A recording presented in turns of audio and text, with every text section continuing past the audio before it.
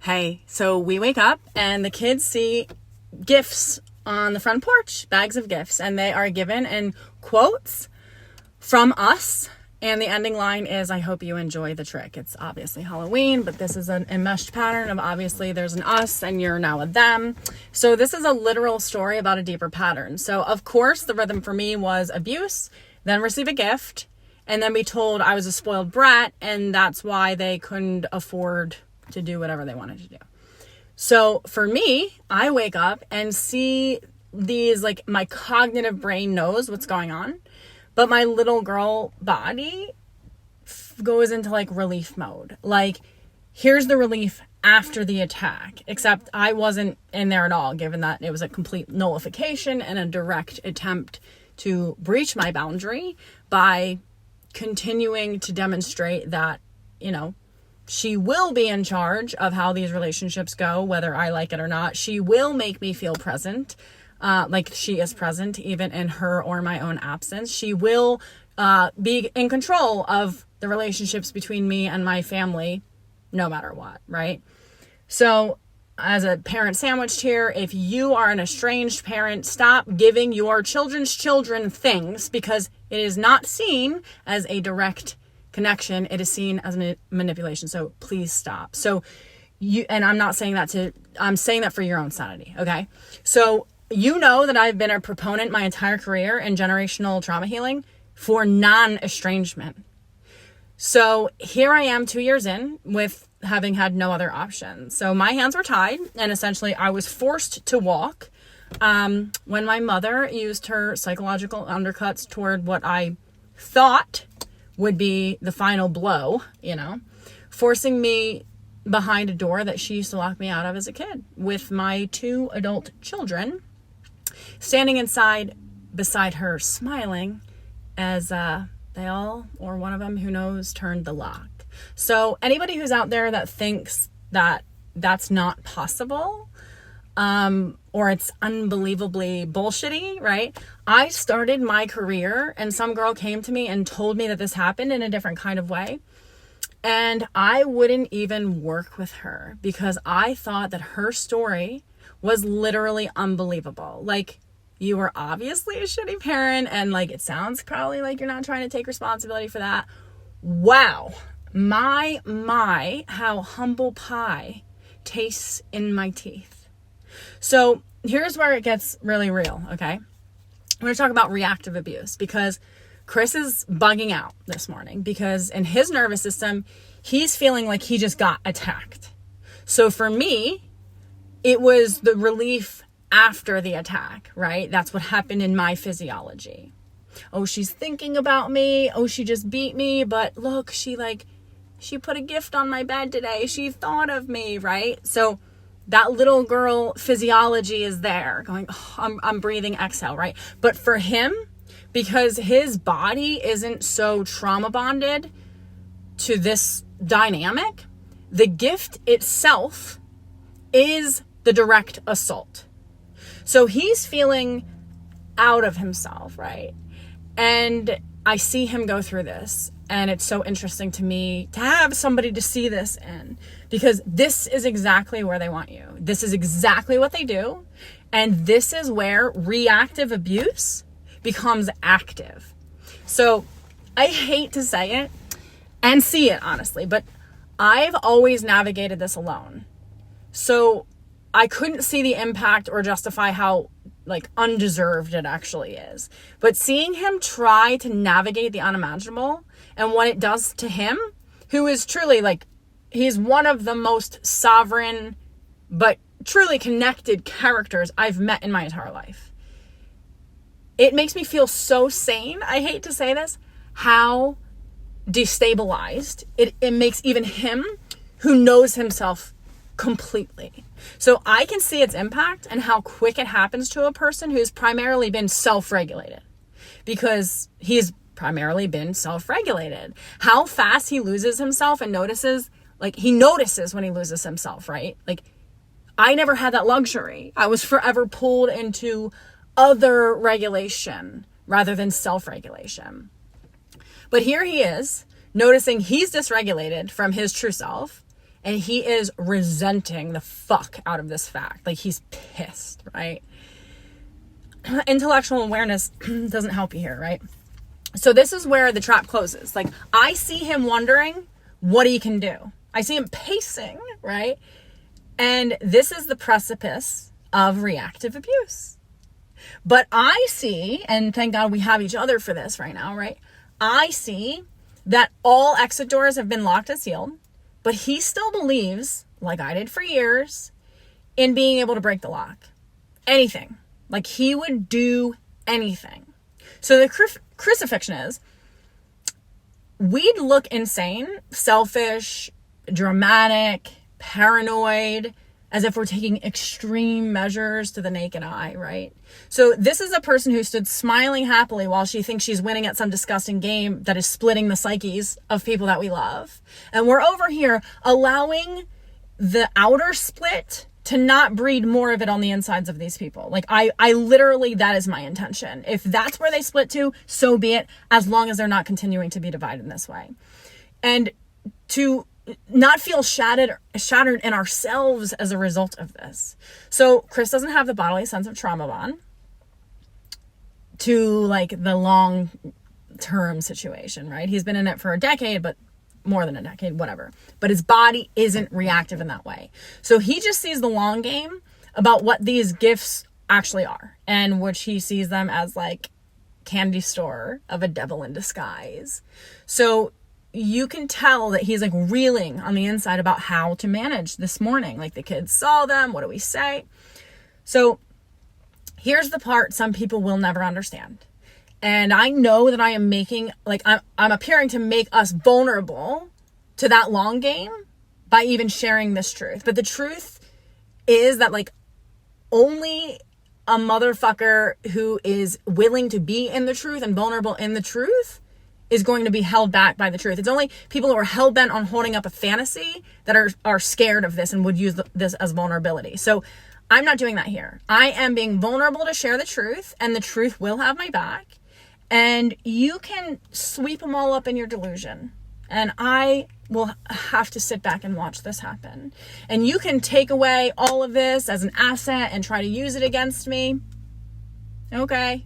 You use it all against me. So you can spell them up in your cult and train them to like taste big, that like pig's blood tastes good, and sweep them up in your chaos and confusion. And even in their own psyches, and this is what I have to believe in, even in their own psyches, if they are fortunate enough to land safely from that flight to La La Land, even in their self, even if they never return to my front door, I will be the natural landscape that they meditate in with lush grass to rest their bones. And if they don't return from this flight, if your game, which has seemingly always been to like turn innocence into something disgusting, well, you're really only winning a free ride to hell, and you've succeeded at sucking life out of itself, and you will still leave with absolutely nothing and still be hungry for something. So take it all. But the thing that you tried to take from me, you never actually could, which is myself. And so you took things that you think, if I lose, I'll lose myself. And you know what? I used to believe that story. And I don't want to be even standing on the other side of it, but I have no choice but to. I have lived my worst fucking nightmare publicly also. And it is actually leading me to be a person who still believes in daydreams. I am still in here. That's what all this shows me. So you might think you won, but all you really did was entertain yourself at the loss of people to your fire. And then you'd have them call me crazy when I am the person who rises from those ashes with actual wings. So I could say then comes the psychological warfare, but this is all psychological warfare, right? But on the inside of somebody that I love, my partner here. So he's going, I felt like myself for a while, and now I don't feel like myself. In a split second, in a 30-second moment, right? They render you to becoming monstrous just so you play the game that you never agreed to play. But you will now realize like you're up to bat in a lucid nightmare, and you definitely don't know the rules, and there actually are no collective rules. So I can see so clearly now what my nervous system had to go through for 41 years of, well, what can I do? Can I fawn? Can I be good enough? Can I fight? Can I freeze? This is my thaw, by the way. When I was a teenager, I would wait for someone to give me an excuse to fight them that wasn't actually my mother. I mean, my mother would attack me and I'd freeze every single time. She would grab my fist and try to make me punch her. I learned very early on that reactive abuse wins their game.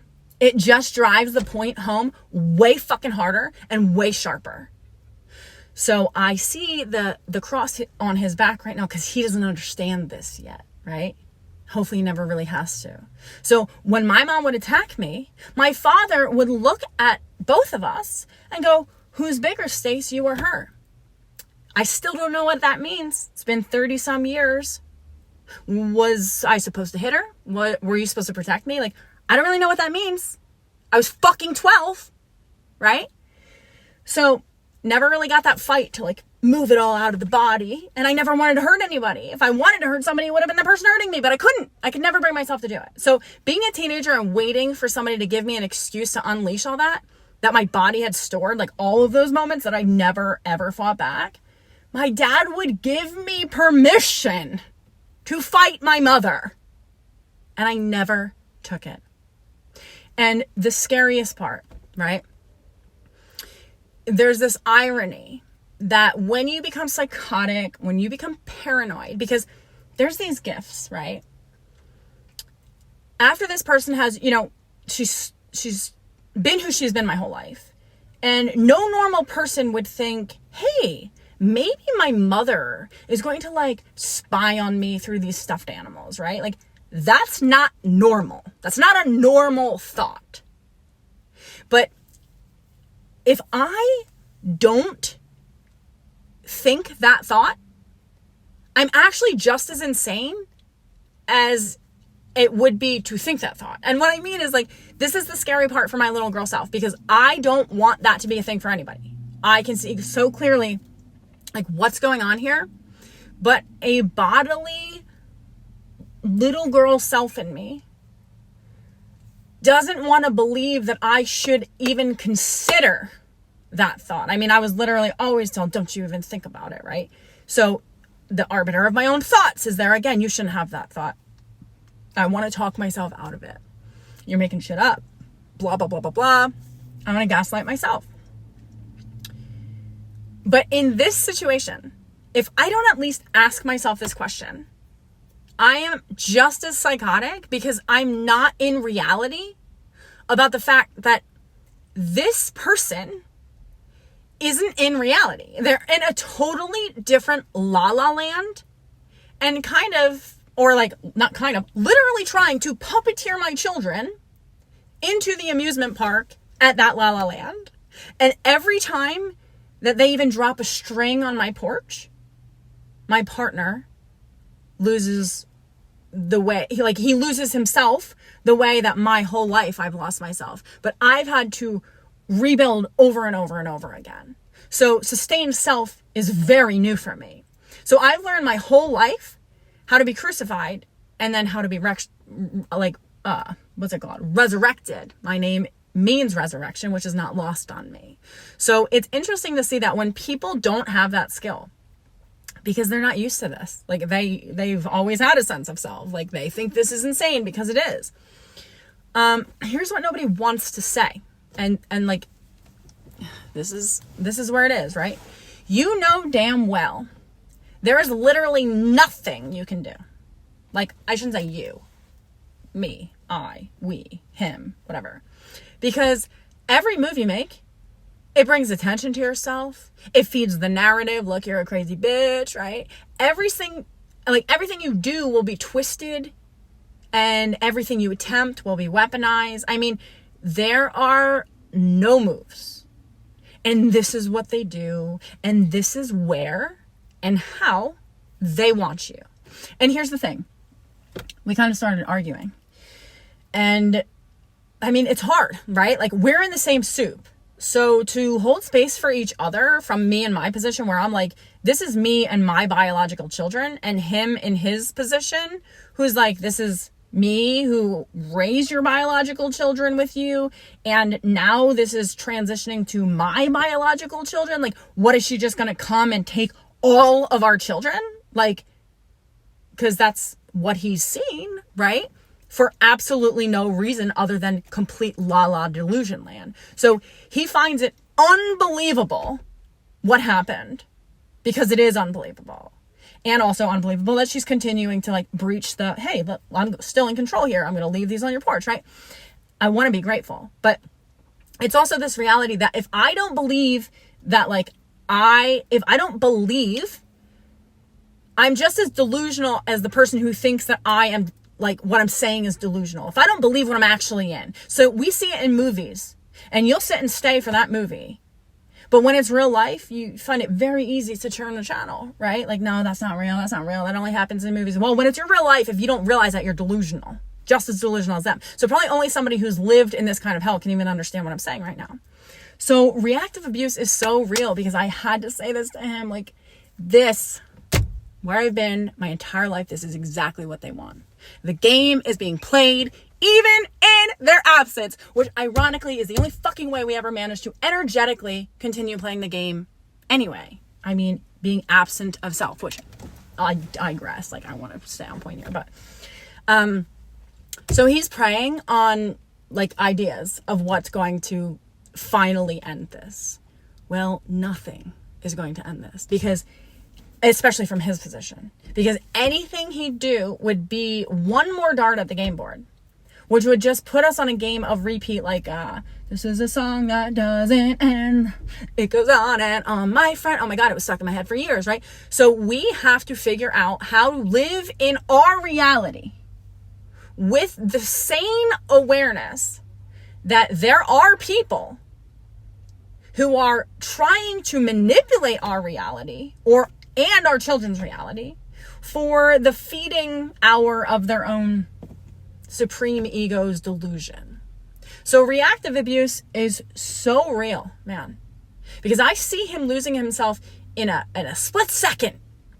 And I see every single thing he'd do to untie his hands from those handcuffs, where he's feeling that feeling I have felt since day zero of, I am being persecuted unjustifiably. This is really unbelievable. I am literally being attacked in broad daylight. Nobody's even noticing, right? Every move he'd make would get him and the people he's trying to protect most more hurt.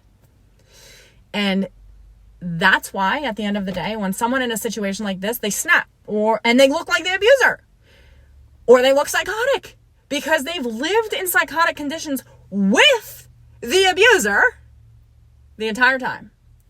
And finally they break free somehow, in some way, and they're running in that freedom, making a spectacle, going, because they've never tasted freedom, they've never been unhandcuffed in that way, and they want everybody else to see it, like, hey, look what's going on, look, I'm free, but I still have a handcuffed around me because I just had to, like, this person persecuted me unjustifiably for years, and I finally got free, but look, here's proof, here's a handcuff on me, they did this, and you look like the psycho. Oh, they persecuted you, come on, they like made you go to college, look, they like were nice behind your back about you, but never to your face. Come on, man, you look fine. Really, you're that desperate for attention, you're that weak of a person, like, what do you, like, is this your attempt at smear campaigning this person who loves you so much, right? This is how the upside down world happens. There's no moves. Reactive abuse is a thing when someone knows they have no moves, but they're cornered into a position in which any sane mammal, like I should have been when my dad gave me permission, but I couldn't have been, would have been even worse, would fight. But they fawn just the same. Even though they're being taunted and literally haunted by the taunt to fight. And when they do, the abuser calls the cops.